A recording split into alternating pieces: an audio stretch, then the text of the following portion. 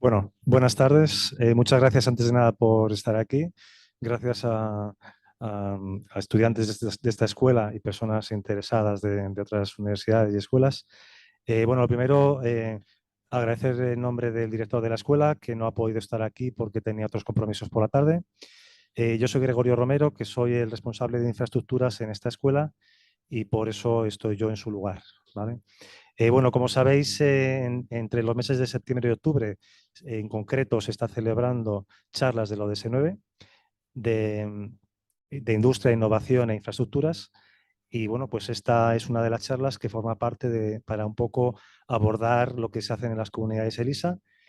Y por mi parte nada más, hemos invitado a un experto en la materia, como ahora os contará, experto en inversión 3D y en economía circular. Así que muchas gracias y bienvenidos.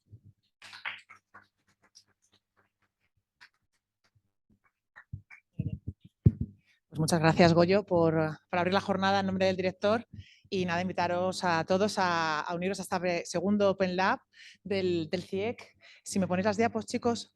Me voy a presentar mientras tanto. Soy Ruth Carrasco, adjunta a la dirección de esta escuela para Objetivos de Desarrollo Sostenible. Y bueno, en realidad tengo unos pocos de gorros en la sesión, porque además de la parte de lo que es impulsar la Agenda 2030 dentro de la escuela, pues el Open Lab se enmarca en muchas de las actividades que venimos promoviendo desde diferentes ámbitos de la universidad. En concreto, hay dos cosas que me tocan presentar hoy. Por un lado, el Centro de Innovación en Economía Circular de la Ciudad de Madrid, el CIEC, que bueno, es un centro que estamos arrancando en estos meses. Esta es nuestra segunda sesión de Open Lab y ahora os explicaré si conseguimos arrancar en qué consiste. Y por otro lado, las comunidades ELISA de la Universidad Politécnica de Madrid y de ELISA en general, que es una universidad europea y que, bueno, pues ahora ya. Vamos a ver si con las diapos. Tienes que compartir pantalla, chicos. Ahí.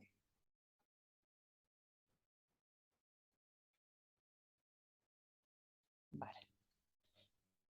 Vale, lo ponemos en modo presentación. Abajo, abajo.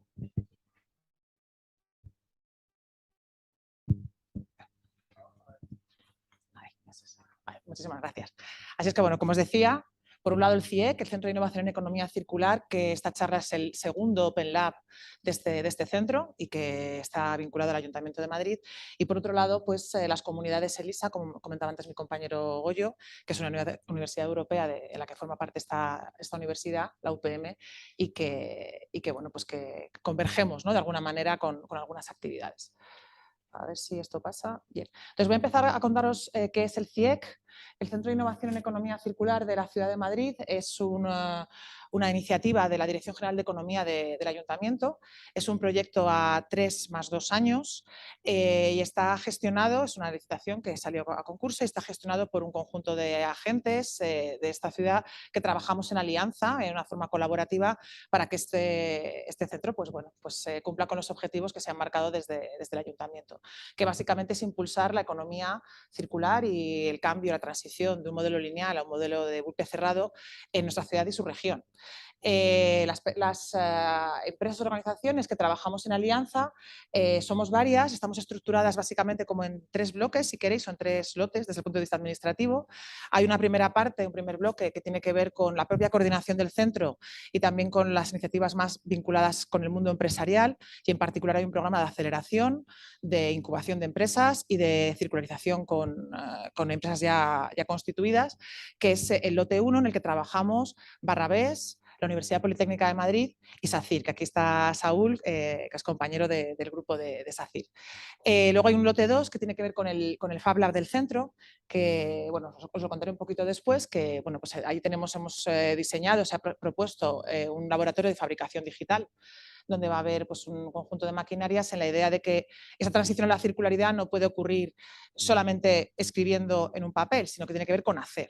y eso hay que trasladarlo a la ciudadanía, entonces va a ser un espacio abierto a toda la ciudadanía de Madrid para que puedan experimentar y puedan reparar sus cosas, para que puedan hacer un reacondicionado, para que se puedan poner manos a la obra y hacer cosas como las que vemos hoy aquí, tan estupendas que ha traído Gianluca.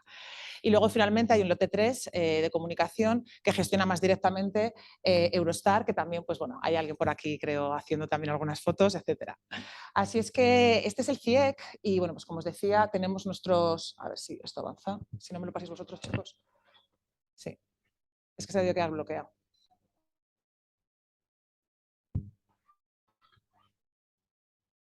Vale, bueno, pues nada, esos son los programas que os comentaba, ¿no? De incubación, aceleración y circularización de empresas a 3 niveles, ¿no? Incubar pues, iniciativas de emprendimiento, que ahora veo aquí muchos estudiantes de la escuela, en algún momento os puede apetecer emprender en el área de economía circular, pues los recursos que hay en el CIEC son recursos del Ayuntamiento de Madrid y están orientados muy específicamente al emprendimiento en economía circular.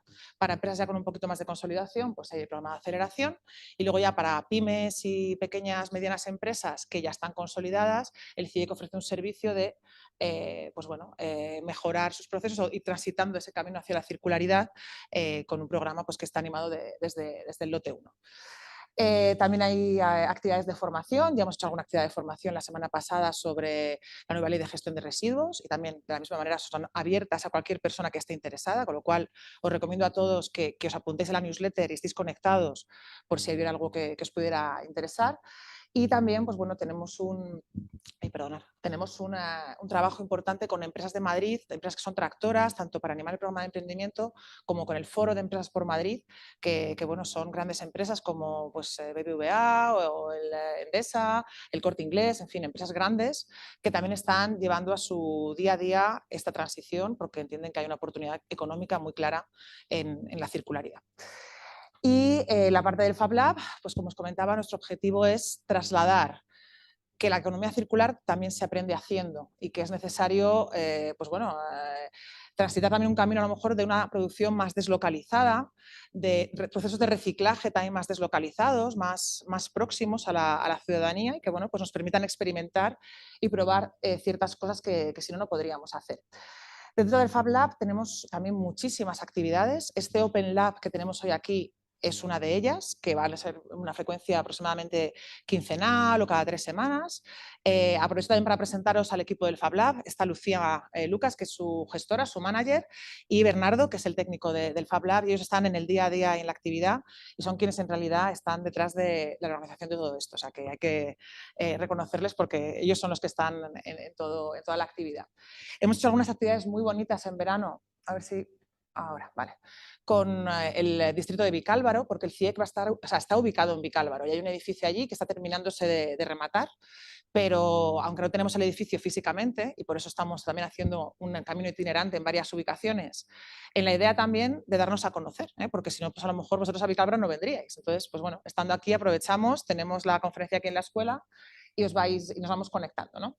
Pero sí que es cierto que trabajamos con la ciudadanía de Vicálvaro y bueno, pues hemos organizado una serie de talleres tecnológicos, tanto para niños más pequeños, el Fab Kids, como el Fab Teens, que bueno, pues tratan de acercar la economía circular y la fabricación digital pues bueno, a los más jóvenes, ¿no? Tenemos también pensados talleres de diseño circular. Este es el Open Lab que organizamos hace 3 semanas en la Escuela de Arquitectura y bueno, pues básicamente el mensaje aquí es que estamos en marcha, es decir, que estamos haciendo muchas cosas, que os conectéis a la newsletter y que si os apetece apuntaros a uno de los cursos, que dentro de poco creo que van a empezar los cursos de, a ver si los veo, ¿no? El de Grasshopper, el de corte láser.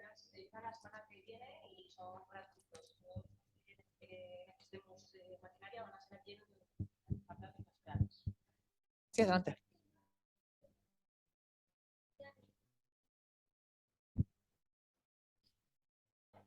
Bueno.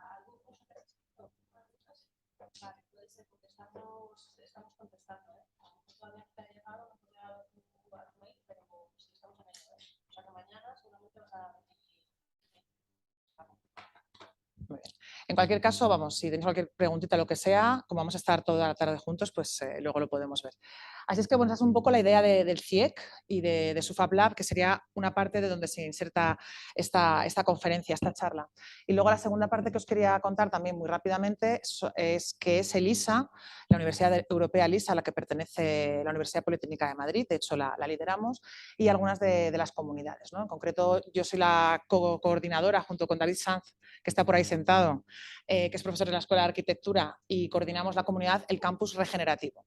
Es una de las comunidades ELISA, como hay otras veintitantas, si no lo digo mal. Bueno, 35 ya, en diferentes países. Y bueno, muchos ya conoceréis qué es ELISA, sabéis que es el objetivo de ELISA es, o sea, ELISA está impulsada por la Comisión para hacer que las universidades europeas sean más competitivas en un contexto mundial, ¿no? Y unir fuerzas y ir construyendo alianzas entre universidades que de otra manera pues, somos más pequeñas y menos atractivas, ¿no? Ahí tenéis los socios de ELISA que pertenecen a muchos países europeos, Francia, Rumanía, Turquía, Italia, en fin, Alemania también, FAU.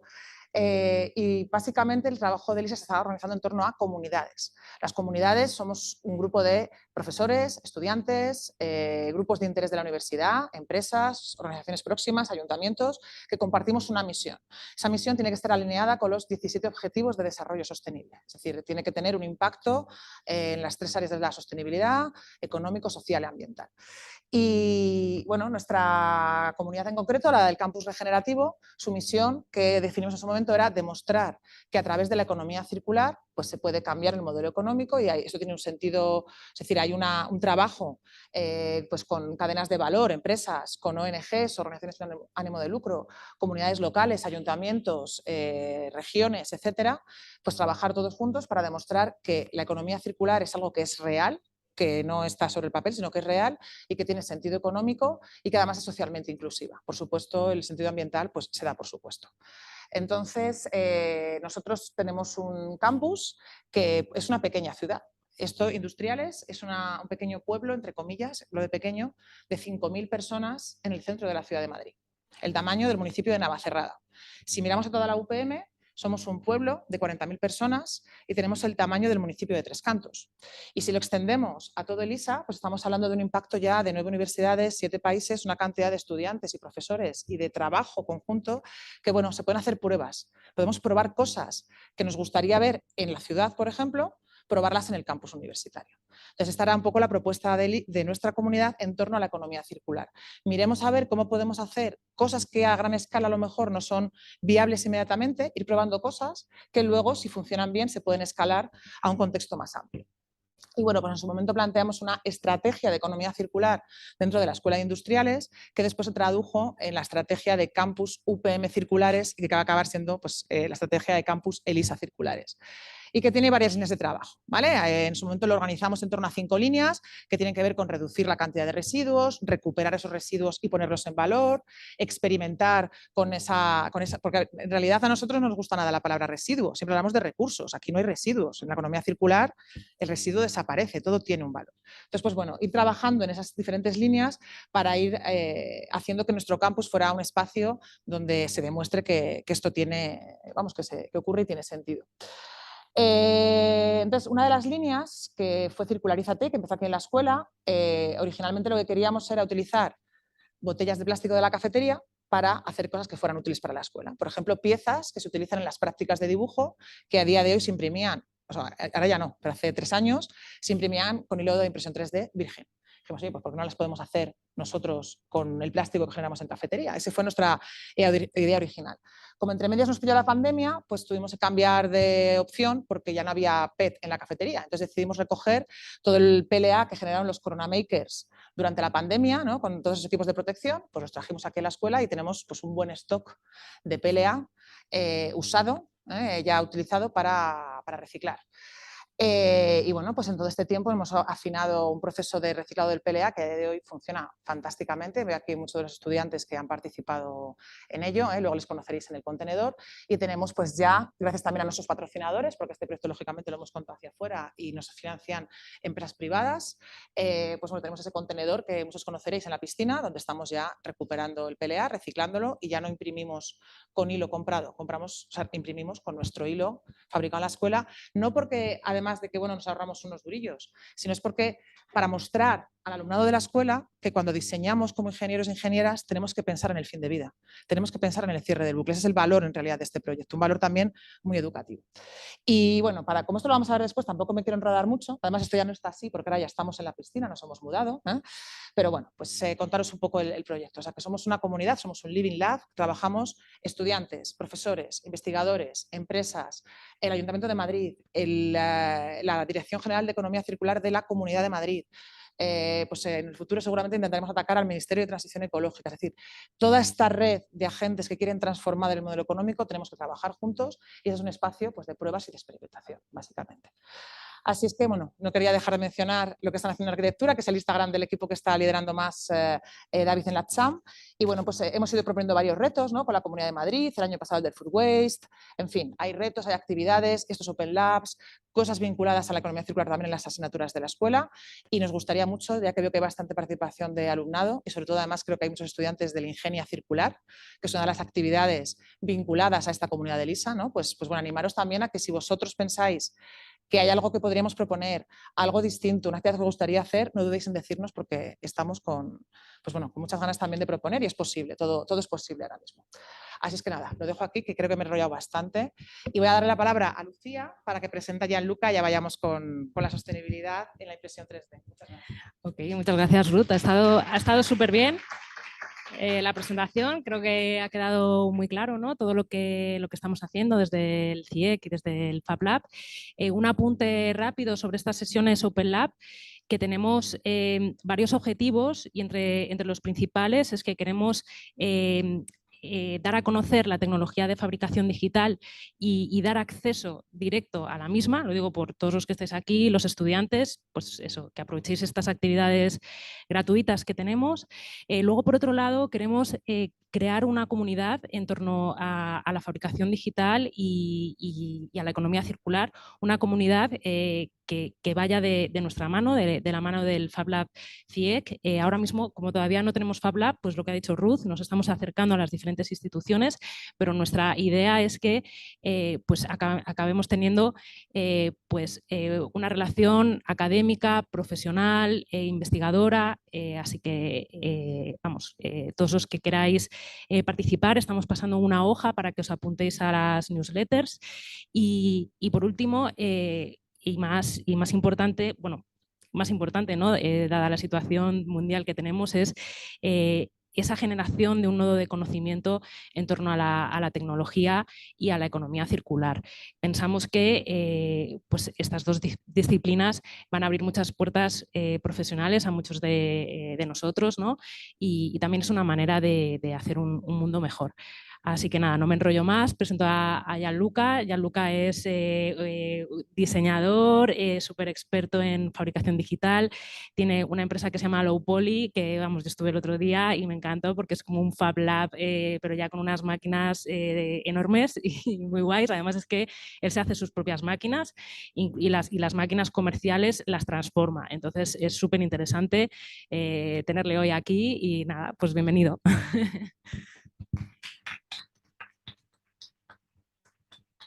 No sé, ya, Luca, ¿quieres este micro o quieres...? Hola a todos y todas. Sobre todo, muchas gracias a todos y todas que han permitido este evento. Siempre es importante hablar a estudiantes porque sois la nueva generación y lo que vais a hacer mi trabajo, espero, en el futuro. Gracias por presentarme y soy Gianluca Pugliese, soy el director de Lopoli, una empresa que lleva 8 años aquí en España buscando la manera de meter la sostenibilidad en el ámbito de la impresión 3D. Llevo casi 15 años con el mundo de la impresión 3D y realmente podría ser otro tipo de fabricación que añade plástico en el mundo. Pero realmente el concepto es que tenemos ya bastante plástico y el reto es reutilizar lo que ya tenemos. Cojo esto. Una de las frases que me ha llamado mucho más la atención de Ruth es que la sostenibilidad no se hace solo con Excel, se hace con la mano y con el saber hacer. Entonces, lo que hacemos en Lopoli, a ver.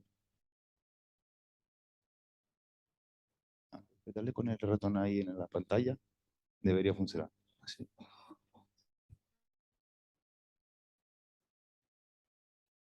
Ahora vamos. Ahí está. Vale. Lo que hacemos en Lowpoly son tres tipos de cosas. Son servicios, proyectos y materiales. En todos esos ámbitos, el I+D es fundamental, porque lo que intentamos hacer es hacer algo que todavía no está, o que se está empezando a mover, y intentamos como prever un poco el futuro y dar un paso más allá. Nos ocupamos obviamente de impresión 3D, de robótica, transformación digital, innovación y sostenibilidad y materiales. Y la tecnología que utilizamos, básicamente impresión 3D a gran formato y también tipo de impresión 3D con materiales orgánicos como puede ser la cerámica. Yo me mudé aquí en España en 2016 y empecé como distribuidor de Wasp, una empresa italiana que fabrica impresoras de impresora 3D de todo tipo. Y la empresa Wasp tiene una visión que es la de poder imprimir casas usando materiales naturales, usando el barro, el adobe, que se ha utilizado muchísimos años en construcción. Entonces, en 2014, el jefe de Wasp, Massimo Moretti, consiguió construir la primera impresora 3D, que era de 12 metros de alto, capaz de imprimir una pared en barro, en adobe. Y me dijo, tenemos la impresora para imprimir las casas, ahora nos falta una impresora para imprimir los muebles.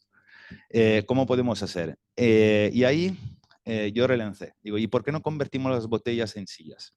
Porque como has dicho perfectamente, el primer concepto de plástico que nos viene a la mente son las botellas de plástico. Entonces empecé a trabajar y desarrollé esta impresora, que es la 3MT, que fue una de las primeras impresoras del mundo capaz de imprimir en pellet, en granza, que es el material básico del plástico. En vez que el filamento, se usa directamente la granza de plástico, es más barata y se puede ir a un volumen más grande de fabricación y sobre todo tiene más o menos el tamaño de un plástico reciclado, de un plástico que está triturado. Y desarrollé esta impresora y cuando me mudé aquí en España, empecé con la distribución de las impresoras de Wasp. Gracias a Wasp he conocido muchísimas empresas de todos los sectores. Y ahora seguimos trabajando con todas esas empresas, sigo obviamente como distribuidor de la marca, pero hemos añadido un trocito más. En 2018, cuando fundé Lowpoly, empecé a pensar a cómo desarrollar nuevos materiales y cómo reciclar también maquinarias. Y ahí entré en el mundo de los robots. Este es uno de los robots que tenemos en la nave, se llama Coldo porque viene de País Vascos, me gustaba el nombre. Y este robot ha pasado su vida a mover coches de Volvo de un punto a otro a 2 metros por segundo, toda su vida. Luego, por tema de normativa en ámbito de automoción, cada X años tienen que renovar los robots y hay empresas que lo reacondicionan. Entonces, ahí se ha encendido la bombilla y dije, ¿y por qué no reciclamos también las maquinarias? Y empezamos a comprar brazos robóticos usados de automoción y lo transformamos en impresora 3D de gran formato. Como dije antes, una de las claves de la impresión 3D no son las impresoras, eso está claro. Cuando empecé yo, la impresora estaban hechas de varillas y tuercas y poco trocitos de plástico. Ahora se pueden conseguir impresora 3D por 200 € en Amazon y en 2 días las tienes en tu casa, se montan en 20 minutos y es muy fácil de conseguir. ¿Dónde está el avance? Son los materiales, en todos los ámbitos. Si hablamos de ámbito industrial, hay muchos materiales técnicos que se están fabricando y siempre están mejorando los materiales. En ámbito de sostenibilidad, la apuesta es ver cuáles son los materiales que podemos implementar en impresión 3D y que den un buen resultado. Porque básicamente todos los plásticos se pueden reciclar, pero muchos no tienen propiedades y entonces no se pueden reutilizar más de una vez. Entonces el ciclo de vida, como has dicho bien tú, se va haciendo siempre más corto. Lo que hacemos en Lowpoly es desarrollar todo el sistema para crear nuevos materiales y nuevos filamentos.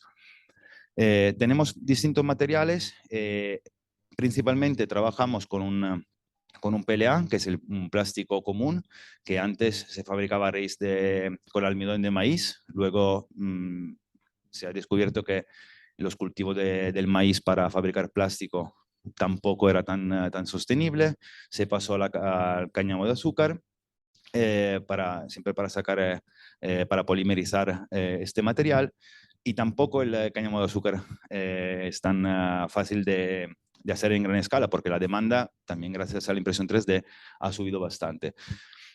Entonces, básicamente, a día de hoy el PLA se polimeriza en laboratorio. Y creo personalmente que es también una de las formas más sostenibles para fabricar este material, porque nos están quitando alimentos a las personas para fabricar plástico. Uno de los últimos avances que hicimos fue encontrar productos locales, porque lo que estamos intentando es tener productos locales para no mover plástico alrededor del mundo. Una de las, diría, el monopolio del PLA lo tiene una empresa que se llama Ingeo Naturworks, está en Estados Unidos. Tiene distintos distribuidores, pero la planta de fabricación está en Estados Unidos. Entonces, casi todo el plástico que compramos en bobina, en filamento, viene o de Estados Unidos o de China. Es un poco el estatus del plástico que se usa para impresión 3D. Lo que hemos conseguido es encontrar un recurso local, que son las patatas que se producen en Almería, y de la piel de la patata, entonces del desecho, de lo que no se come, se puede polimerizar el almidón y convertirlo en bioplástico. Y a partir de este bioplástico podemos imprimir en 3D. Esta pieza está hecha con el plástico de patata. Y esta, al revés, es un plástico PLA triturado, piezas de impresión 3D que hemos pruebas o soporte o piezas que ya no sirven más, lo trituramos y lo podemos convertir en plástico para imprimir. Tenemos todas las maquinarias para hacer este proceso, para triturar el plástico, tener una granulometría correcta para poderlo imprimir a gran tamaño. Y justo hoy hemos firmado para una nueva nave en el distrito de Villaverde Alto. Para tener más espacio en un futuro queremos involucrar también una filamentadora para producir nosotros filamentos en pequeñas cantidades. Nunca vamos a movernos a mass production, no quiero, no es mi misión.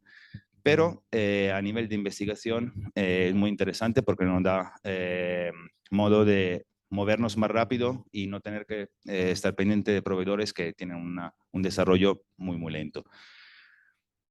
Otro material y este es el material mejor para reciclar, es el polipropileno. Normalmente cuando trabajamos con esos materiales intentamos siempre hacer colaboraciones con empresas que se dedican a un ámbito en concreto. En este caso hicimos una colaboración, tenemos un convenio con Repsol. Repsol es uno de los fabricantes más grandes del mundo de polipropileno, es español. Y lo que hemos logrado es, a través de un proyecto que se llama Reciclex de Repsol, ellos recogen todos los botes de champú, de lejía, etcétera, y lo convierten en granza, en pellet, que podemos transformar en otras piezas. Aquí hay un desarrollo conjunto entre material, química y diseño. Si falta uno de esta pieza, el juego no funciona. Porque cuando reciclamos un plástico, si no sabemos qué vamos a imprimir, si imprimimos el barquito, pues tampoco sirve para mucho. Y sobre todo, la parte de Repsol es muy importante porque en esta botella de agua hay 4 tipos de plástico distintos que no se pueden mezclar. Algunos se pueden reciclar, algunos no. Entonces, el trabajo, si consideramos una botella, es fácil, pero si consideramos una tonelada de botella de plástico, cada botella pesa 12 gramos. Si consideramos una tonelada, dividir todo lo plástico, quitar lo que se puede y lo que no se puede, es un trabajo enorme. Entonces, las empresas como Repsol sí que pueden hacerlo y es su trabajo, y cada uno que haga su trabajo bien. Ese es un proyecto que empezó hace 2 años y medio con una empresa que se llama Signos Ecovalor. Signos Ecovalor es una empresa que se dedica al ciclo de vida de los neumáticos. Entonces, desde la recogida en los talleres a la separación de los distintos materiales que hay dentro de un neumático. Hay textil, hay metal y caucho. Entonces, normalmente, no recuerdo con quién hablé antes, sí, la mayor parte del caucho reciclado se utiliza para hacer para el relleno de hormigón, para hacer suelo de los parques infantiles y para los zapatos, para el suelo de zapatos, etc. Y cuando me llamaron, fue a raíz de un filamento que estaba haciendo con una colaboración con Italia para intentar involucrar el neumático reciclado en el ámbito de la moda. Cómo podemos hacer, qué se podía hacer. Con el filamento realmente conseguimos imprimir algunos detalles como botones, alguna pieza para una diseñadora de moda que se llama Lucía de Agustín. Llegamos a presentar hace 2 años, el año pasado, perdón, en Madrid Fashion Week, un vestido entero impreso en 3D con filamento de neumático, con María Lafuente. Y luego, realmente mi objetivo era involucrar y usar más material reciclado. Como podéis imaginar, en cualquier material no se puede añadir más de un 20-25% de carga inerte, como puede ser el caucho, porque si no, el material pierde de propiedades. Entonces, la única manera para reciclar muchos neumáticos es escalar.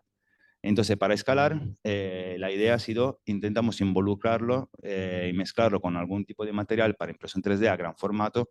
Así podemos presentar proyectos muy grandes donde tenemos 2 beneficios. El primero, cualquier pieza tiene un 20% menos de plástico, y segundo, se están reutilizando este caucho. Esta pieza, este jarrón, está impreso con neumático. Y luego lo podéis ver. Y imprimimos también distintos objetos para una empresa de diseño de interiores, con una serie de lámparas y otros expositores para ferias. Y luego ya pasamos un poco a los materiales más orgánicos, que son lo que a mí personalmente me gustan más. También todos los proyectos, todos los materiales que hemos desarrollado proceden de una necesidad. Entonces, yo puedo pensar, mañana voy a reciclar, no sé, el resto de la Coca-Cola que queda en la botella.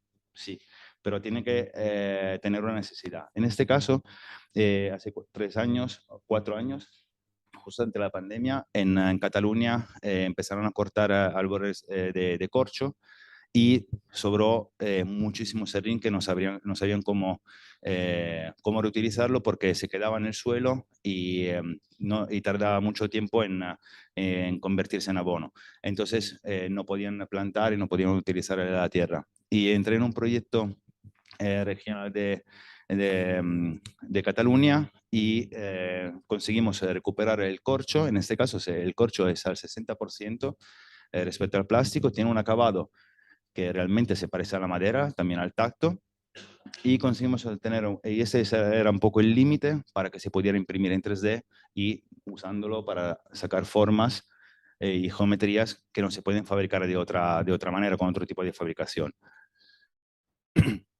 Aquí también una empresa del sur de España nos contactó porque luego empezamos a tener directamente contacto directos con empresas que nos llaman para preguntarnos si se puede reciclar un determinado tipo de material. En este caso utilizamos hueso de aceitunas. Yo cuando me di cuenta la cantidad de huesos de aceituna que se generan para la producción de aceite, yo no me lo creía. O sea, vi excavadores en medio de montañas de huesos de aceitunas y para mí fue increíble. Los huesos de aceituna se están empezando a utilizar para convertirlo en pellet para calefacción. Luego hubo un momento donde era un poco complicado gestionarlo, porque parecía que cuando se quema también el aceite no es tan saludable, entonces estaban decidiendo qué hacer y se encontraron como, ¿y ahora qué hacemos con toda esta montaña de huesos de aceitunas? Nosotros solo a través de una empresa de Estados Unidos que tiene sede en España, y aquí hacen toda la transformación de los huesos de aceituna en un polvo, conseguimos mezclarlo para darle una nueva vida. Y aquí también el diseño ha sido fundamental, porque hemos participado y ganado un concurso en el Salón de Milán de este año con Rossano Orlandi, donde hemos propuesto el juego de 2 sillas y mesas para exteriores impreso con hueso de aceitunas. Aquí también la parte de fabricación digital y de Grasshopper que estaba mencionando antes Lucía ha sido muy importante porque gracias a al diseño paramétrico y generativo hemos sido capaces de darle este tipo de acabado que no es de lo de la línea clásica y que se parece casi a un entramado de mimbre, entonces da un toque más artesano a la pieza final.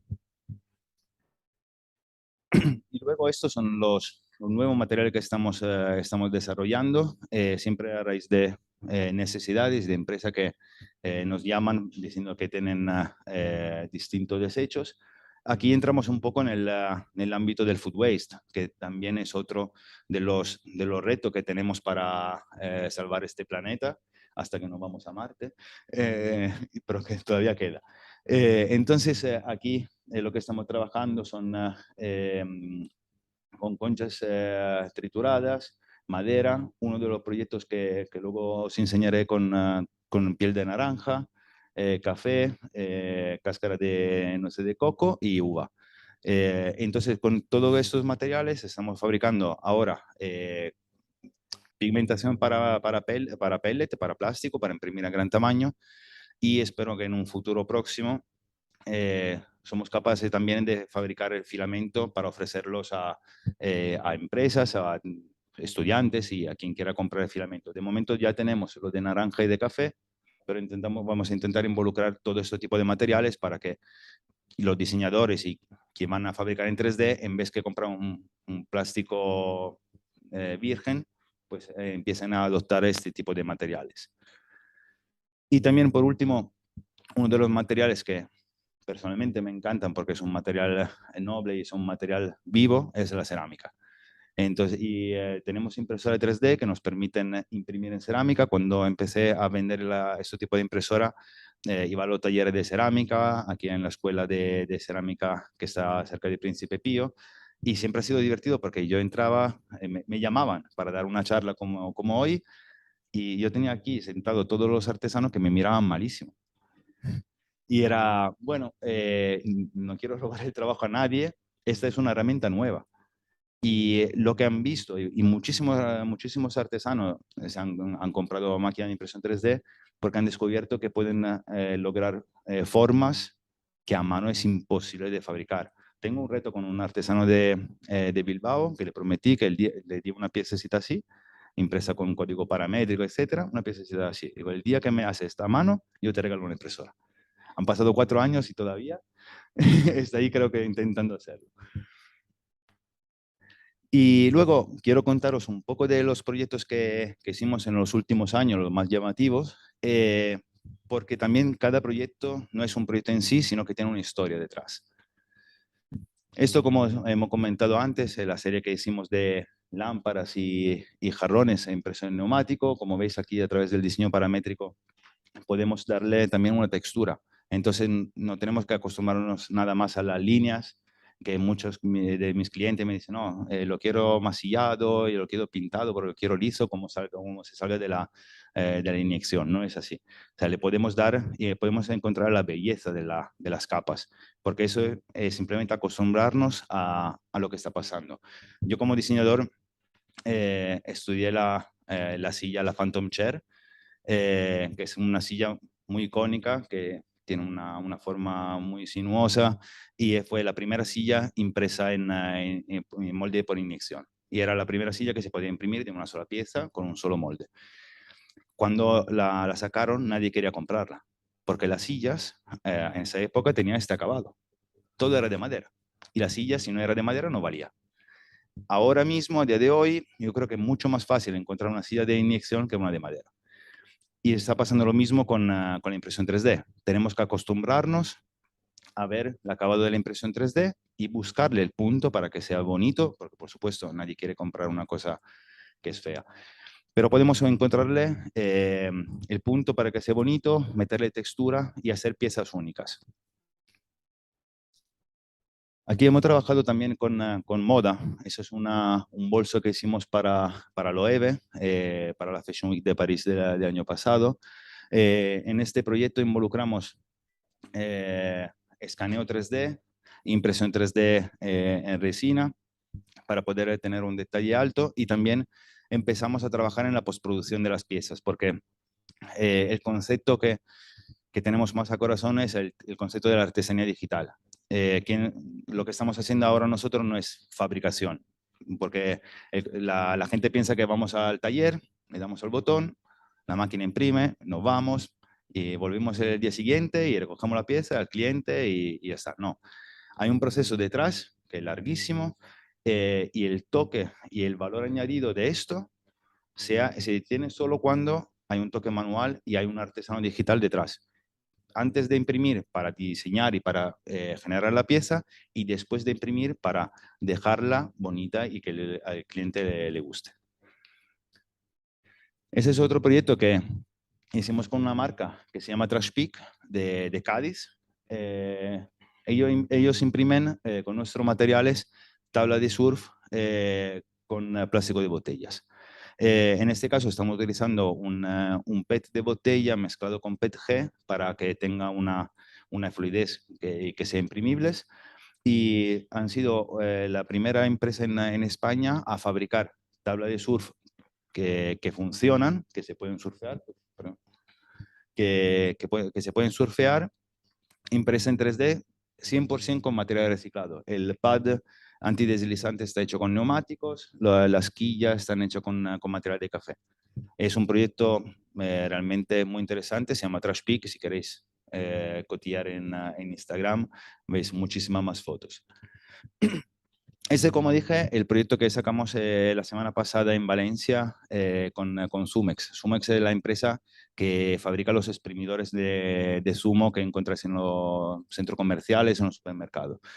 Estuve en Valencia, en la UPV, conozco un profesor, se llama Manolo, ahí, y empezó a hablarme de un problema así. Tomando una cerveza, me está hablando que en la Comunidad Valenciana el año pasado han tenido un problema enorme con la recogida de la naranja, porque no había gente para recoger la naranja, los campos de naranja se quedaron con toda la naranja al suelo que se están pudriendo, y han tenido que recogerla aún así, porque si no, la naranja, que son ácidas, van a arruinar también la tierra.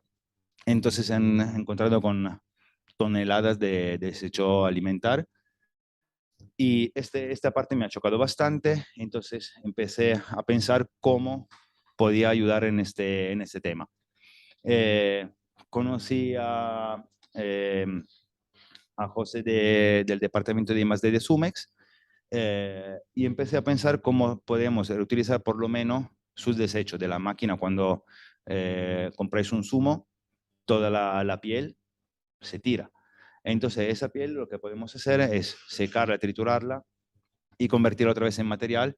Y para ellos, para la feria de diseño, la Design Week de Valencia, en la feria Habitat de la semana pasada, presentamos proyectos directamente para la misma empresa. Entonces sus desechos se convierten en sus productos. Hemos fabricado unas cestas y unas celosías para meterla como separadores o detrás de las máquinas, directamente con sus desechos. Hay un vídeo que está en YouTube, en la presentación aquí no me dejaba insertar vídeos, pero lo podéis encontrar en la página de YouTube de Zumex. Perdón. Esto es uno de los primeros proyectos que hice a gran tamaño. Fue para la Maker Faire de Bilbao, una feria de makers. Y ahí construimos un espacio, nos pidieron cómo construir un espacio modular. Con pequeños objetos impresos en 3D con material reciclado, y nos inspiramos muchos al nido de abeja y creamos todo este tipo de taburetes y mesas bajas que se pueden combinar entre ellos, y cuando lo tienen que recoger dentro de la mesa caben 3 taburetes, así que también a nivel de logística es muy cómodo llevarlo. Aquí hice un experimento que me encantó. Lo veis ahí en la foto en pequeño en alto. Puse todas las piezas en el centro, y luego invité a varios niños y diciéndole, construid el espacio que queráis. Y crearon realmente un espacio muy eficiente, donde tenían espacio para moverse, para sentarse, y podían hablar al mismo tiempo. Y entonces empezó como un juego donde cada día dejábamos como personas de distintas edades para diseñar el espacio. Y al final los niños ganaron. Hicieron el espacio más eficiente. Ese es un proyecto que hicimos para Caixa, una exposición que estuvo en Barcelona hace 2 años. Es una exposición que se llama Print 3D, donde Caixa ha apostado un poco para la divulgación de la impresión 3D, y dentro de la exposición se podían ver distintas piezas de todos los ámbitos, desde medical a la arquitectura, todo impresión 3D. Spoiler, en febrero va a estar en Madrid. Así que apuntaros, estará ahí en Cosmo Caixa, en Caixa Forum. Para esa exposición lo que hicimos, imprimimos muchísimas piezas. Una de las piezas más llamativas eran esas paredes, esas celosías impresas en 3D a gran tamaño, todo con plástico reciclado, y también esta escala de caracol, que es 12 metros de alto. Y claro, el problema que teníamos era, antes estaba en un local que era muy pequeño y eso se tenía que mover todo a Barcelona. Vamos a mover un tráiler para mover una escalera, que era una escalera no funcional, era una escalera estética. Entonces desarrollamos un sistema para hacer la pieza impresa en 3D, pero foldable, que se podían plegar. Entonces toda la escalera de 12 metros fue enviada en 3 cajas de 60 por 80. Y se envió a Barcelona con un coste también de logística, un impacto ambiental mínimo, y se envió todo a Barcelona. También hablando del tema del food waste, podemos también generar comida. Hace años, siempre con un material basado en polipropileno, creamos una serie de huertas verticales para fabricar, eso era todavía en Italia, era para fabricar la ensalada para comerla nosotros en las oficinas. Y la verdad, lo estaba comentando con, con mis compañeros el otro día, el problema era recoger tanta ensalada, porque con un sistema hidropónico que no necesita tierra, la ensalada crece muchísimo más rápido y te da para comer. De hecho, ahora tengo una en casa, una de estos de cuestión invernadero hidropónico, y voy comiendo ahí. Y funciona, la verdad que funciona muy bien. Luego, intentamos movernos más a gran tamaño y sobre todo en espacios públicos. Porque como dije antes, mi reto ahora mismo es dar una solución, diseñar soluciones para diseñadores y para quien quiere utilizar la impresión 3D, pero también para que todo funcione, básicamente digo siempre, tengo que explicar a mi madre qué hago, que no lo entiende. Y cuando digo de mi madre, puede ser cualquier persona que pasa por una calle. Y si le hablas de impresión 3D, te dice, ah, sí, sí, se pueden hacer en muñequitos o se hacen en aviones o cohetes. Hay una tierra del medio que está llena de aplicaciones que nadie conoce.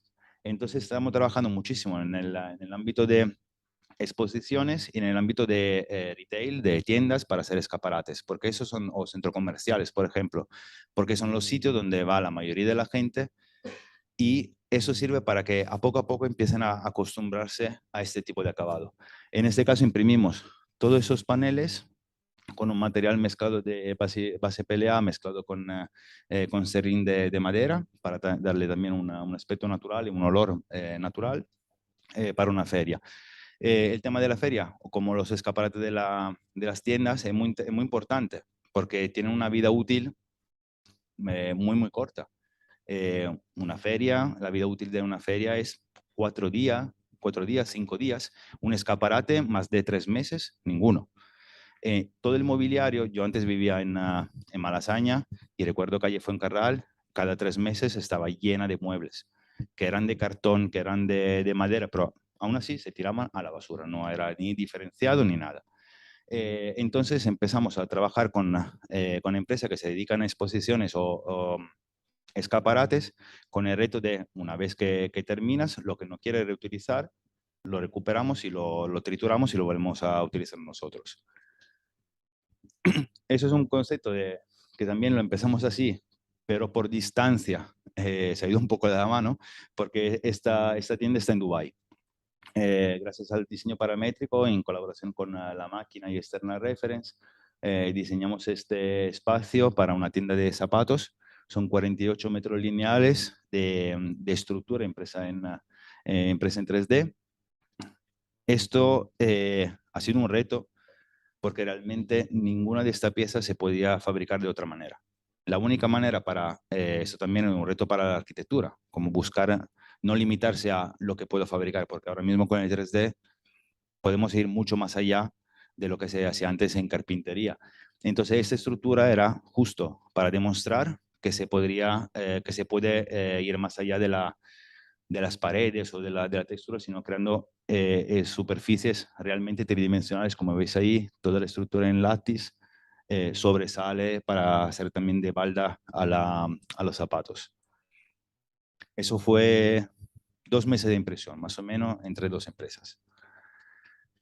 Y yendo siempre más grande, eso ha sido uno de los logros más importantes, también por el sitio. Es el pabellón de España de Dubái, diseñado por External Reference. Lo imprimimos en colaboración con La Máquina, que es una empresa de Barcelona con que colaboramos mucho. Ese es un pabellón entero totalmente impreso en 3D. Tiene 432 columnas y este árbol mide 19 metros de punta a punta. Y todas estas piezas, incluso los soportes para las pantallas, están impresos con un material que absorbe la CO2. Entonces, el concepto de ese espacio en Dubái era crear un bosque en un sitio donde un bosque no puede estar, sobre todo en el interior. Y había medidores, aquí se ven poco, pero estas esferas son fotobioreactores de espirulina. Entonces todo el entorno se portaba exactamente como un bosque natural. Los fotobioreactores generaban oxígenos, el material absorbía el CO2 y había por todo el espacio medidores que averiguaban que el aire era saludable en todo el espacio. Ese es un proyecto que hicimos para la Embajada de Italia. Este año he sido nombrado embajador de diseño italiano para la Embajada de Italia y participé al Salón de Milano con esta pieza. Cada año, obviamente, os invito que si necesitáis, si queréis apuntaros, hay un concurso que cada año lanza la Embajada de Italia para diseñadores, estudiantes de diseño e ingeniería que quieren aportar o intentar participar al concurso. La embajada lanza este concurso donde los 3 premiados van a tener una colaboración con una empresa italiana de muebles para fabricar el primer prototipo de su idea. En este caso, por tema pandemia, por 1000 temas de logística que han habido este año, no ha sido posible fabricar los prototipos. Entonces, el reto que me lanzaron era, tenemos muy poco espacio, ¿cómo podemos explicar el proyecto y enseñar los proyectos ganadores? Entonces, empecé a pensar y lo que divide Italia y España básicamente es el mar Mediterráneo. Y el proyecto es crear un puente entre diseñadores de España con fabricantes de Italia. Entonces, diseñé esa estructura que recuerda un poco la ola del mar Mediterráneo, de la cual salen los proyectos ganadores de los vídeos con la explicación de los proyectos ganadores de la edición de este año. Como podéis ver, eso ha sido posible gracias a Coldo, a la impresión 3D a gran formato, el robot, porque nos permiten imprimir paneles hasta 3,5 metros de altura y 2,20 metros de ancho. Y esto va a mejorar aún en los próximos meses con otro robot que estamos adquiriendo. En este caso también la capa, la línea y la textura de la pieza ha sido fundamental porque junto con el diseño daba una armonía a toda la pieza en general y recreaba este efecto de agua que se iba moviendo. Eso también es otro proyecto que hice con Arturo Tedeschi en Italia para el Salone. Son 580 cubitos de plástico reciclado, impreso en 3D para la galería de Rossano Orlandi en el concepto de lo meta waste. El concepto de meta waste todavía suena un poco raro, pero es algo en que vamos a tocar bastante en los próximos años. Creo que todos conocéis los NFT, la manera de vender arte digital a través de una cadena blockchain por Internet. Entonces, este proyecto quería enseñar la posibilidad de ser sostenibles con los NFTs y también enseñar que no es tan complejo comprar un NFT. Yo primero, cuando me dijeron, mira, que puedes comprar un NFT y tienes que hacer la cartera, no sé qué, meterte con Bitcoin, era muy complejo y me daba miedo. Y sobre todo luego investigando con Arturo, que es un diseñador italiano, descubrimos que la cadena en Bitcoin o Ethereum consuman muchísimo CO2 porque necesitan muchísimos ordenadores para minar. Entonces, trabajamos con una criptomoneda que se llama Tezos, que es la que tiene las más bajas emisiones al mundo. Y luego, esta estructura, que aún así mide 2,5 metros por 1,5 metros, ha sido colgada en una pared en un edificio que estaba en reforma y tenía un projection mapping con un vídeo por cada cubito. Entonces, a través de una app que te podía descargar con un QR code, tú podías seleccionar en directo uno de los cubitos y por 0,01 céntimo comprarte un NFT. Cada vez que alguien compraba un NFT, como veis ahí, por ejemplo, el bloquecito se coloreaba de rojo. Eso ha servido también para generar una obra totalmente digital y colaborativa al final de los 6 días del salón. Ha sido una experiencia muy interesante, por supuesto. La parte de fabricación, lo que estaba diciendo antes, que sin manos esto no sucede. La fabricación de esta pieza ha sido bastante compleja. Tiene muchísimas cosas, muchísimo punto, porque aún así había que crear una pieza que fuera ligera. Aunque fuera una pieza de 2,5 metros, tenía que ser ligera porque tenía que estar colgada, entonces empezaba a doblarse y tenían problemas de estructuras, pero al final lo logramos y realmente ha quedado muy, muy bien. Esa es una de las últimas piezas que hicimos con un artista, se llama Jesús Moratiel. Ahora mismo está en un museo de Nueva York y esta puede gustar, puede no gustar. La enseño por una cuestión que tengo mucho corazón. Empezamos a trabajar con artistas ya hace años y este año con Jesús estamos haciendo ahora mismo otra escultura de 7 metros. Esta pieza aún así es 1,60 m de diámetro. Y la cosa más interesante es que él a priori diseñó una escultura sin saber cómo fabricarla. Y no había manera de fabricarla de otra que no fuera impresión 3D. Pero él al principio no había pensado en impresión 3D. Él quería hacerle en mármol. Yo la diseño. Luego a ver cómo la hacemos. Y no había manera.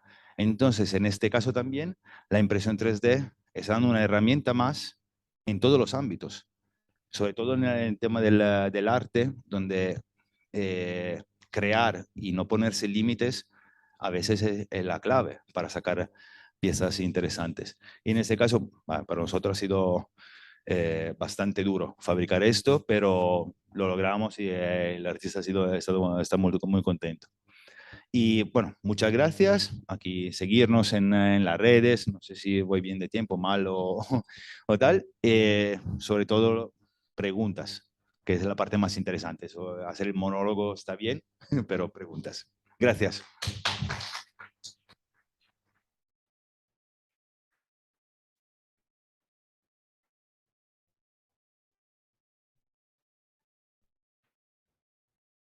No sois tímidos. Sí. Sí.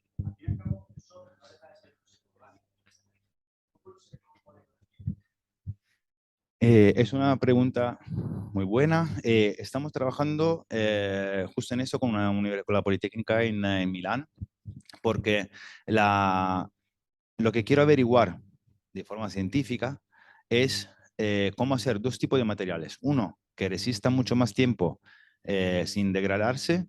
En general, el polvo de naranja está secado, entonces está encapsulado en el plástico.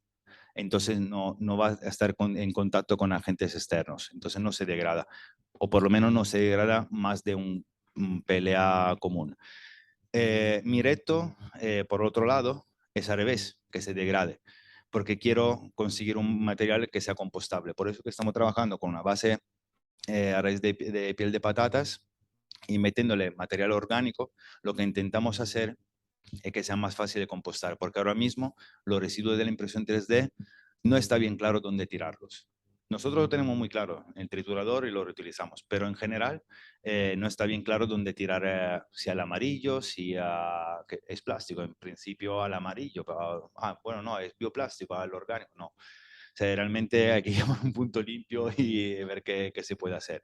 Entonces, la idea, ahora lo que queremos hacer es averiguar. Estamos trabajando con varias universidades porque la parte científica es muy importante para estos materiales con café, uva y naranja sobre todo. Ver cómo se puede hacer también para meterle algún aditivo que permitan compostarlo, aunque sea un compost orgánico, por supuesto, un compost industrial, por supuesto. Y también estamos trabajando con tema de material inerte como el caucho de neumático para ver las propiedades a nivel acústico, a nivel de aislamiento, etcétera, para buscarle también productos. El punto clave de todo esto es que ahora mismo hacer esto soy yo. O sea, si miras en España y en mitad de Europa, hacer eso soy yo. O sea, yo, Lopoli. La cosa empezará a cambiar cuando habrá más gente utilizando esos materiales. Por eso que estamos fabricando los materiales y estamos intentando meterlo a punto para que se pueda utilizarle con una ficha técnica bien específica. Más preguntas. Muy bien. Una curiosidad. Bueno, antes de nada, la verdad es que me encanta tu presentación y te felicito. Y te doy la enhorabuena por los resultados, por supuesto. Yo tengo una curiosidad. Un material de estos que contiene piel de naranja, café o uva, ¿qué porcentaje más o menos tiene material tradicional? Tradicional quiero decir un PPP o lo que sea. ¿Y lo otro, 50-50 o no? Pregunto. No, ahora mismo lo que estamos trabajando, como en todos los materiales de industria, cuando se hacía el polipropileno cargado con talco para industria o cargado fibra, es difícil que se supere el 25%. Aquí estamos más o menos en el mismo. Estamos entre un 20, 25, 18, 25% de material, dependiendo de cómo se porte el material. Porque si pasamos ese límite, luego no tiene un material que pega, entonces el material va a ser demasiado frágil y no va a ser útil para impresión 3D. O aún así, se puede imprimir 3D, pero la pieza final se rompe mirándola. Entonces no tiene una utilidad real. Pero vamos a intentar meterle siempre más. ¿Más preguntas?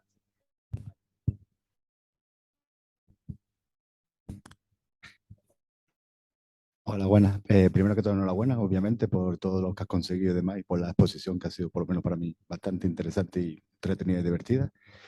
Y te quería preguntar en torno a lo mismo que las otras preguntas. Los filamentos que haces a partir de impresión 3D a partir del PLA, utilizando residuos que casi todos son linocelulósicos, provenientes de mayormente celulosa y demás.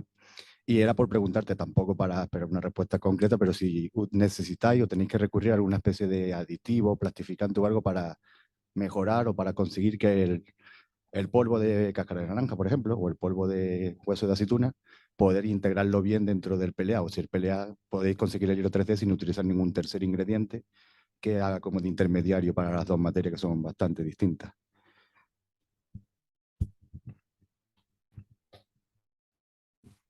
Cuando usamos el material internamente, sobre todo para hacer la prueba, la impresión que hacemos internamente, usamos pellet tal cual, sin aditivos, y el polvo de naranja, de café, dependiendo del material. Entonces ahí no metemos nada más a gran tamaño.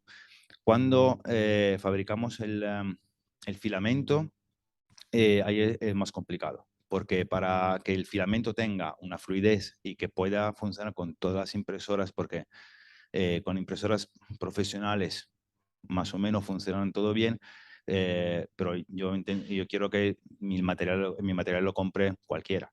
Entonces, para adaptarlo a cualquier tipo de impresora hay que meterle un poco de un fluidificante. Estamos hablando del 0,07%. Es muy poco, pero sirve para homogeneizar el material, y sobre todo tenemos que trabajar en el tamizado y en el tamaño de las partículas. Tenemos que micronizar todas las partículas porque si no con nozzles muy pequeños se pueden atascar. Ahora lo que estamos trabajando, mirando siempre a gran formato o en el momento que vamos a hacer de nosotros el filamento, estamos trabajando en un master batch, que es lo que normalmente se utiliza para colorear los materiales, son como pigmentos concentrados. Estamos trabajando en un master batch que tenga ese tipo de material, de la cáscara de naranja o el café, y como aditivo, el único aditivo es un dispersante, siempre con porcentajes muy bajos, pero que sirven para dispersar bien el material en toda la longitud de extrusión, simplemente para que no haga tapón. Pero es más una parte funcional que para mejorar el plástico, simplemente para que pueda funcionar con todas las impresoras. Sí. Yo tengo una pregunta que lo mismo es una tontería. ¿Habéis investigado la posibilidad de que se pueda imprimir? Porque todas las impresiones que he visto siempre son cosas duras. ¿Habéis probado alguna vez o se ha investigado alguna vez impresión en cosas que sean más blandas, que tengan una textura más blanda, tipo un cojín o un tejido, algo parecido?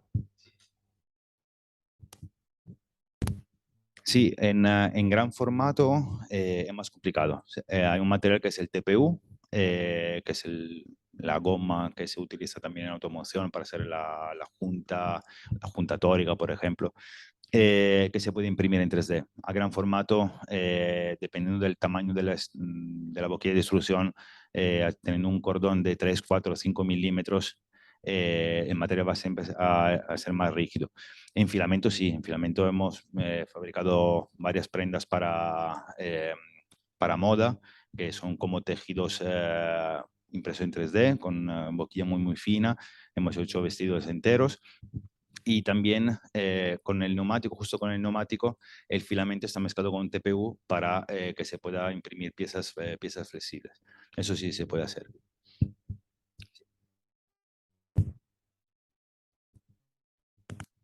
Gracias por la presentación, estuvo muy buena. Y mi pregunta, bueno, por cierto, te sigo ya en Instagram, que hace tiempo. Y que mi pregunta era que al momento de hacer el filamento, ¿lo haces en el mismo momento que imprimes o primero haces el filamento y lo reservas y después lo usas? Eso es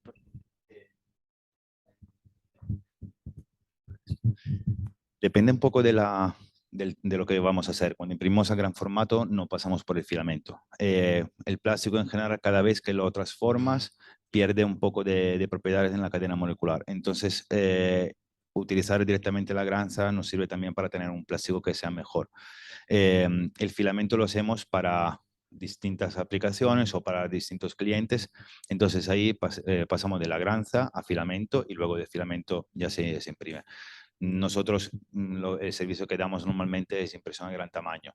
Teniendo la maquinaria que tenemos, podemos ofrecer gran tamaño, entonces vamos directamente mezclando el material con el aditivo, entre comillas, el polvo, lo que sea, y fabricamos directamente. Muy bien. Claro. El turno por aquí. Hola, buenas. Yo tengo una pregunta, es que no sé si lo he entendido bien o no. Cuando has dicho que la exposición de Dubái, que habéis imitado como un árbol, habéis dicho que lo habéis hecho con un material que era capaz de consumir CO2. ¿Cómo puedes explicar un poco más cómo es capaz de absorber un material CO2 o en qué consiste? Perfecto, ronda de preguntas. Entonces, bueno, muchas gracias por tu presentación. A mí me gustaría preguntarte, porque he visto muchos temas de diseño, si habéis trabajado en aplicaciones más nivel sector aeronáutico, automoción, y claro, ahí los requerimientos estructurales son mucho más altos y, por ejemplo, adición de fibras de carbono, si habéis trabajado en ese aspecto. Muchas gracias.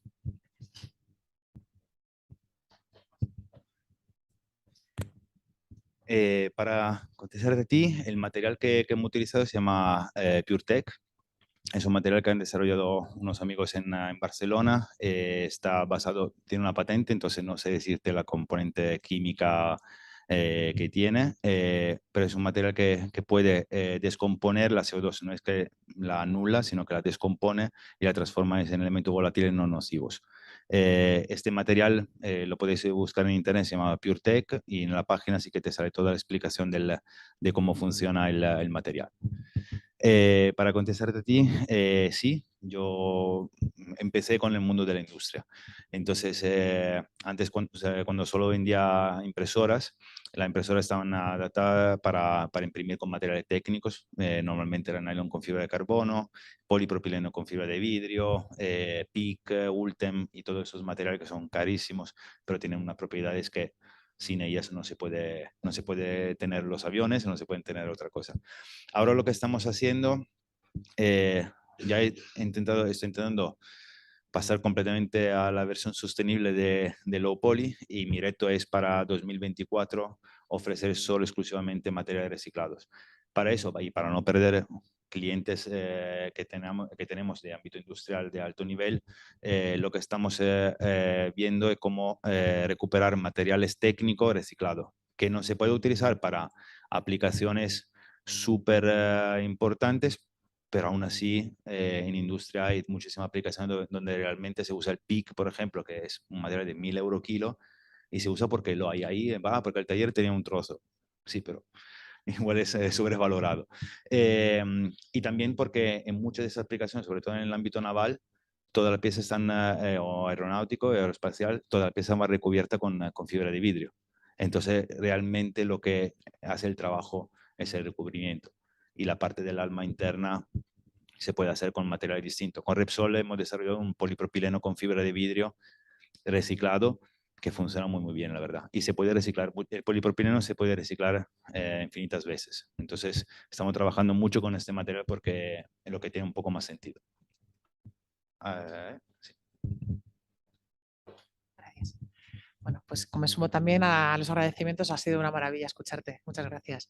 Yo tengo 3 cositas que quería comentar. La primera, que nos contaras un poco más de Coldo y de estas máquinas recuperadas que tienen una segunda vida con una aplicación diferente. Pues bueno, darte ahí un poco de espacio porque me parece un elemento muy, muy interesante de la presentación.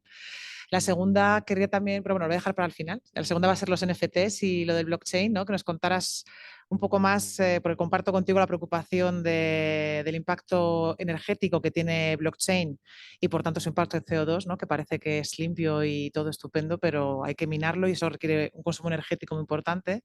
Entonces creo que es valioso lo que habéis aportado, ¿no? De buscar qué criptomoneda es la que tiene menor impacto energético para poder disfrutar también de un NFT que tiene su valor. Y luego el tercer punto sería un poco una reflexión también muy al hilo de lo que ha salido en muchas preguntas sobre los composites. Al final los composites tienen unas aplicaciones estructurales o pueden ser estupendos para aerodinámica o para regeneración, etcétera, pero hay que pensar en su segunda vida, ¿no? Entonces, la economía circular de lo que propugna es hablar de los materiales técnicos, la tecnosfera y los biológicos, ¿no? Entonces, yo creo que el trabajo que tú estás planteando de cáscara de patata mezclada con hueso de aceituna, que todo acaba perteneciendo al ala verde de la mariposa, pues sí que puede tener sentido. Pero a mí sí me preocupa un poco la mezcla de caucho con PLA, que no está muy claro si es verde o azul, y luego además le meto fibra de vidrio. En fin, yo creo que eso tenemos que hacer una reflexión, esos 3 puntos. Sí, voy a empezar por el último porque me recuerdo más. El tema es muy importante. Cuando se hacen composites, justo esto es pelea con neumáticos. Esta ha sido la primera exploración que hicimos con el material, con el neumático que no fuera TPU. Y fue simplemente porque el TPU a gran tamaño es muy difícil de proponer, más que de fabricar. Entonces, la idea en este caso es buscar cuáles son, por eso lo estaba diciendo antes, que la investigación que estamos haciendo con unas universidades es buscarle las propiedades y hemos encontrado propiedades acústicas muy importantes. Entonces, lo que podemos hacer, lo que vamos a intentar hacer son paneles acústicos para quitar el eco y para que un espacio tenga una acústica mejor. Ahí la única manera que veo para solucionar un poco, para contestar a tu pregunta, es usar el diseño y hacer algo como la cosa que tenía mi abuelo, que dura una vida y que no hace falta tirar. Estamos en un momento muy consumista, hemos pasado una época muy consumista, la pandemia no ha ayudado para nada porque aunque estamos encerrados en casa, Amazon ha tenido un pico de ventas de cualquier cosa por aburrimiento. Y eso es lo que nos lleva un poco siempre a comprar cosas que muchas veces no sirven. Entonces, ahora ya se está volviendo un poco a la calidad. Entonces, mi idea es trabajar con diseñadores. Yo cuando tuve el nombramiento de la Embajada de Italia, pensé si tenía sentido dar la vuelta al estudio, convertirlo en un estudio de diseño. Luego yo trabajo con muchísimos estudios de diseño, digo, y cada uno que haga lo suyo, y nosotros vamos siguiendo dando una herramienta, porque los estudios de diseño se tienen que dedicar a diseñar y pensar objetos que sean duraderos, y nosotros le damos todo el apoyo y todos los materiales y la tecnología que hace falta para que lo lleven a realidad. Entonces ahí la idea, ahora estamos trabajando, por ejemplo, con tema de composite, lo que estaba hablando antes de cubrir con fibra de carbono o fibra de vidrio. En el sector naval hay piezas que se para un submarino o para un barco, que sí, es un polipropileno con fibra que luego está cubierto con fibra de vidrio, pero tiene una vida útil de 70 años. Yo espero realmente que en los próximos 70 años alguien más que yo se meta a estudiar sistemas y tecnologías siempre más avanzadas para poder hasta recuperar esos composites. Pero por supuesto que si estamos hablando de algo que fabricamos hoy, no sé, un dron, y dentro de 4 meses, un año, lo tiramos, ahí sí que tiene un problema a corto plazo. Intentamos siempre fabricar cosas que tengan una vida útil bastante amplia. Luego, NFT, no te sé contestar, realmente no te sé contestar bien porque es un mundo, y ya tengo bastante con las impresiones en 3D. Es un mundo, creo que es un mundo todavía muy verde, donde mucha gente está sumando al carro, mucha gente está saliendo corriendo de ahí. Todo el tema blockchain y criptomonedas y NFT pueden parecer como la manera de hacerse rico en poco tiempo. Para alguien ha pasado así, pero en general, como los influencers de Instagram, hay uno de entre 1 millón, pero sí hay un impacto ambiental bastante grande. Entonces, yo, gracias a este proyecto, he podido leer y aprender algo sobre ese tema. No muchísimo, pero sí, he visto los números entre Tezos y Bitcoin o Ethereum y cambia. Y realmente hay una diferencia importante y como cualquier cosa, como ha pasado con la impresión 3D, en los próximos años se va estabilizando y todo vamos a tener mucha más información y vamos a ser más concienciados en lo que estamos haciendo, porque no es un tema de, no, los NFT no lo dejamos ahí para los ricos o para los frikis de los ordenadores, cuando no es así. De hecho, la instalación era justo para eso, para enseñar que cualquiera y con una inversión de nada, 0,01 céntimo, podía tener su NFT, su cartera y con 4 clics realmente. Como cualquier cosa, tenemos que ser conscientes de lo que hacemos, simplemente. Y la primera pregunta era sobre Coldo, ¿no? Y era contar un poco más. Sí, vale. Nada, los brazos robóticos, llevo muchos años viendo brazos robóticos que se utilizan en las universidades para distintas aplicaciones, pero siempre me he quedado un poco atrás porque tienen un coste importante. Un brazo robótico como Coldo nuevo tiene un coste de 150.000 euros más o menos. Pero el brazo. Y luego es una tonelada de hierro. Porque si no sabes qué hacer o cómo programarlo, es complicado. Y lo que hemos encontrado también nosotros al principio es cualquier tornillo vale muchísimo. Cualquier contacto que tiene que conectarle una bombilla, un LED o unas luces, tiene que meter un PLC que vale 1.500 euros y es un interruptor. Pero es certificado por industria y funciona solo para eso. Cada robot habla su idioma, que es distinto de los otros robots. Perdón.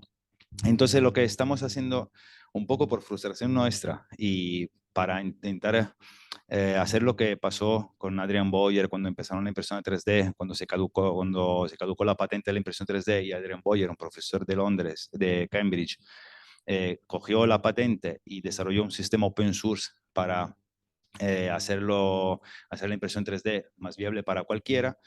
Lo que estamos intentando, sin intentar imitar a Adrian Boyer, porque es imposible, lo que estamos intentando hacer es crear un entorno para robot. Vamos a tardar un poco de tiempo, pero también para mis clientes que me preguntan, y queremos qué interesante, queremos involucrar la robótica, impresión 3D robótica en nuestras instalaciones. Ahora mismo casi toda la empresa grande tiene su centro de impresión 3D y quieren ir a más tamaño. Lo que estamos desarrollando es un entorno que es bastante complejo porque es el robot, el extrusor y todo lo que conecta es el robot extrusor, que es una parte electrónica y una parte software. Entonces estamos intentando desarrollar un sistema que sea fácil de trabajar y que se pueda ofrecer a un público para que la robótica también coja un poco de rumbo como la impresión 3D.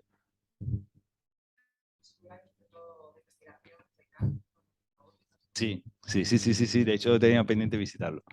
Y yo tengo una sola pregunta, que es sobre el tema. Me ha gustado muchísimo la presentación. Y creo, una cosa que empezamos a ver con Cygnus, Cygnus a determinadas empresas que trabajan con sus materiales, que tienen una procedencia certificada, y lo que estamos haciendo para nuestros materiales es tener un sello, una certificación de la procedencia de todos los componentes de los materiales. Voy a lanzar un poco así en el aire esta pregunta, si fuera posible, de forma de comunidades, hablando por ejemplo Comunidad de Madrid, reconocer a las empresas que están trabajando en una economía circular y reconocerla. Porque luego, por un lado, tenemos muchísimas empresas, muchísimos centros que son sostenibles y muchísimos centros que son sostenibles.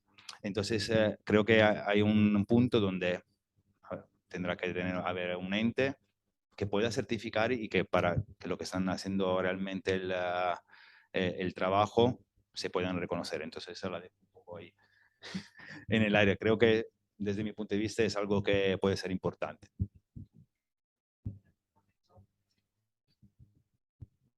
En las conversaciones que hemos tenido cuando se ha ido creando el CIEX, y que salió en algún momento, ¿no?, de crear un sello, no en el caso de la Comunidad de Madrid, Madrid Circular, Madrid, o sea, Ciudad de Madrid Circular. Renovable. María Luisa, ¿quieres contarlo? Es una idea que del desarrollo de todo lo que es el CIE, que ha surgido, y es un poco certificar o por lo menos valorizar o dar un sello distintivo a aquellas empresas que tengan unos comportamientos circulares y que sirvan de modelo para otras, ¿no? Entonces, bueno, yo creo que dentro de poco estará así. Estará con nosotros. Bueno, yo quería, de paso, ya que me habéis dado el micrófono, agradecerte. Me ha parecido muy, muy inspiradora tu charla, ¿no? Y bueno, y una preguntita. ¿Metales? Sí. Todo esto no lo hago yo. Sí, soy yo con mi equipo. Entonces, tengo un equipo que es fantástico y todos juntos hacemos esto. Para la parte de metales, hay impresoras de metales, todavía tienen un coste bastante alto, depende de la aplicación. En aeronáutica, automoción o naval se utiliza mucho. se están haciendo piezas que son difíciles de fabricar con fresado, con maquinizado normal, se imprimen en metal. Cualquier tipo de tecnología hay que buscarle la aplicación, porque impresora para metales se pueden comprar fácilmente, te pueden dar algún tipo de ventaja si tiene una aplicación. Yo lo había pensado como otro tipo de tecnología de impresión 3D, lo había pensado para dar más servicios, pero luego la demanda que hay a nivel genérico es muy baja. A nivel industrial, el metal se está utilizando muchísimo. ArcelorMittal tiene un centro de impresión de metal que creo que es uno de los más avanzados en España. También otra empresa como Navantia, como Ferrovial, tienen impresora de metal. Y se pueden hacer, realmente las piezas que pueden salir son súper interesantes porque pueden ser piezas que tengan tubería por dentro, canales, sin tener que maquinizar o que ni siquiera se pueden maquinizar en general. Sí, no, yo imprimí en metal, sobre todo para el proyecto de Caixa. Hay toda una parte, de verdad que os invito en febrero cuando llegará aquí en Madrid, visitarla porque es una exposición muy interesante y se pueden ver todos los tipos de aplicaciones que se hacen en 3D. Para esa exposición tenía alguna pieza que tenía que imprimir en metal y diseñé la pieza, no la imprimí yo mismo, sino que lo mandé a servicio de impresión 3D que hay en Holanda y te lo devuelven. También ahora mismo hay un material en filamento que han sacado que es 95% metal, es muy frágil y tal. El problema es que luego hay que sinterizarlo y no hay horno de sinterizado que hagan el trabajo. O es muy costoso, entonces no es tan accesible como puede ser la impresión de plástico. Pero sí, ahí la impresión de metal que está creciendo en los últimos años, ha crecido muchísimo. Y ahí ya no me meto con la sostenibilidad porque el material, siendo polvo de metal micronizado, y normalmente se usan materiales nobles como el titanio, es otro nivel. Sí.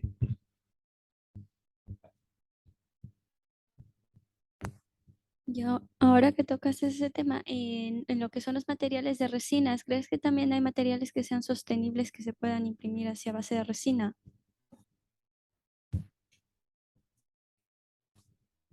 Hay resina plant-based que proceden de las plantas.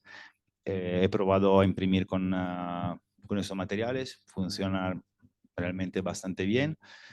La calidad respecto a una resina normal disminuye bastante, pero depende de la aplicación. No sé, y no quiero meterme de la pata porque no sé decirte hasta qué punto son sostenibles. La impresión de resina en general es un tema un poco complicado. Lo único que te puedo decir es que cuando caduca la resina eco-based huele malísimo. Eso es terrible. La otra caduca y no te das cuenta. Cuando caduca la plant-based, sí.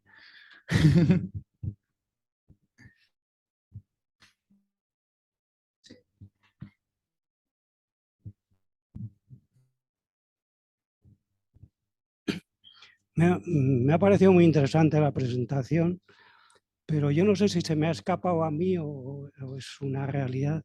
He hecho en falta un poco el hablar de costes, porque yo no sé, a mí cuando un material lleva el prefijo bio o cuando lleva el apellido reciclado siempre se me enciende una alerta como de preocupación, ¿no?, por el coste. Entonces, comparado con un PLA virgen, ¿cuál es el coste de este material reciclado, de este filamento reciclado?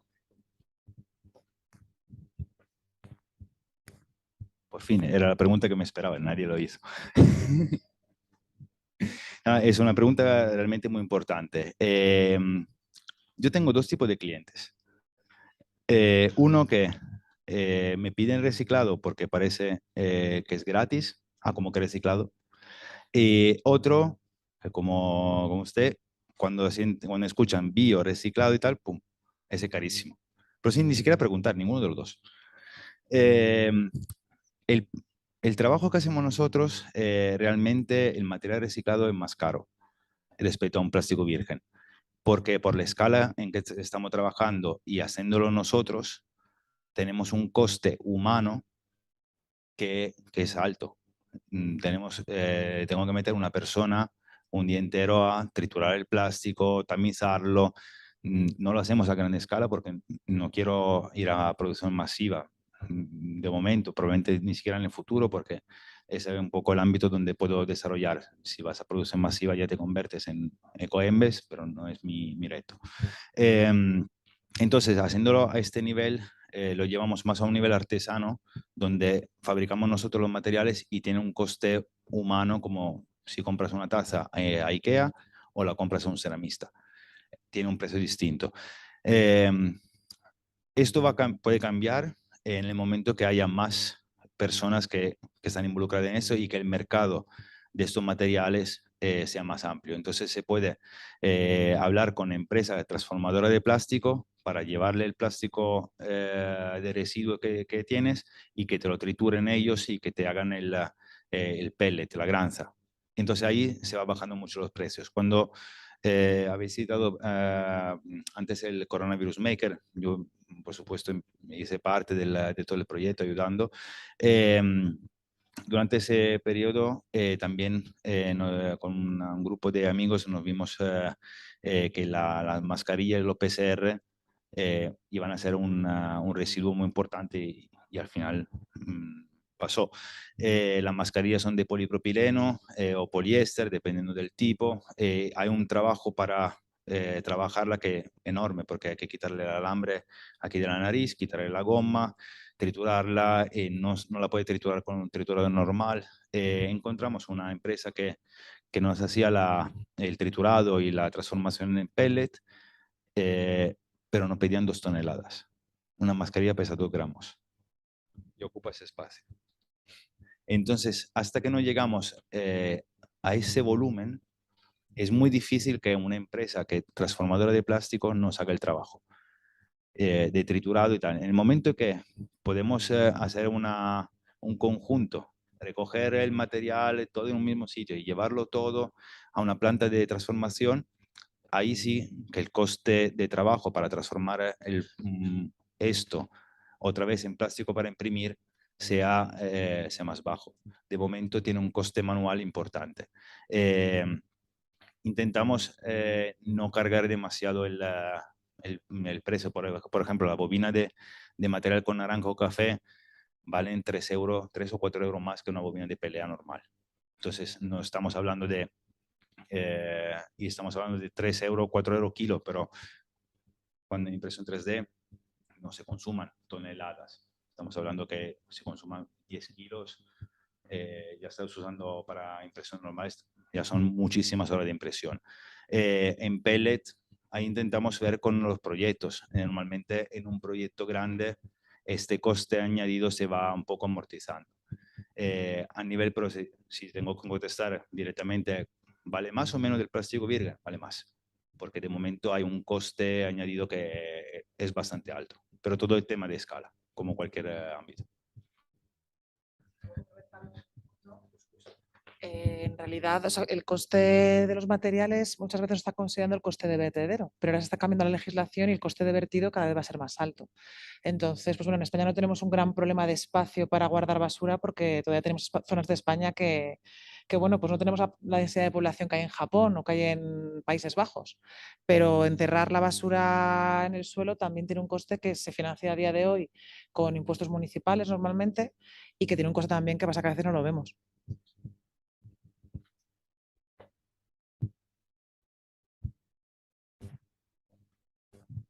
Y también el costo de energía que consumes al momento de imprimir, ¿la crisis te ha afectado en eso?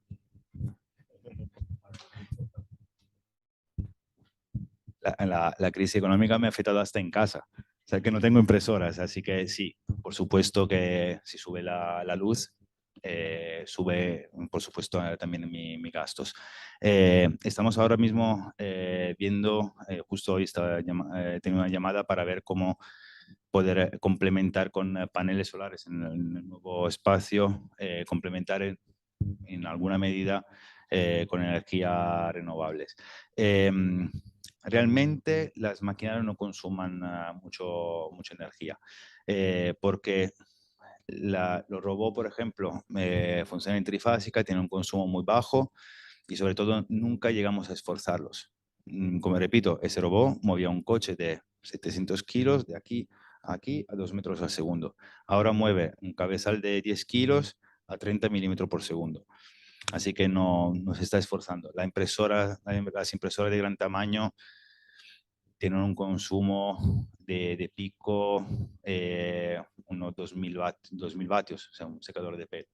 Y sobre todo, donde consume cuando tiene que calentar el extrusor para llegar ahí. Una vez que está en temperatura, si la impresora o el robot, todo el sistema está hecho bien, no está consumiendo, se mantiene bastante bien la temperatura.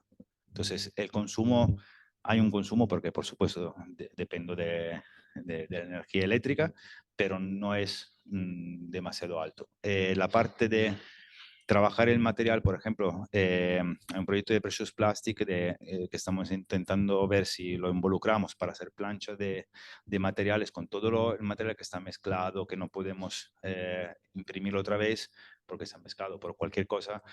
Lo que podemos hacer es derretirlo, hacer planchas que luego podemos trabajar con corte láser o con fresado CNC. El problema de este proyecto es que me puse a ver cuánto vale comprar una prensa de 1 metro por 1 metro para tener algo. Y el coste no es tan alto, sino que esa prensa consuma 18 kilovatios.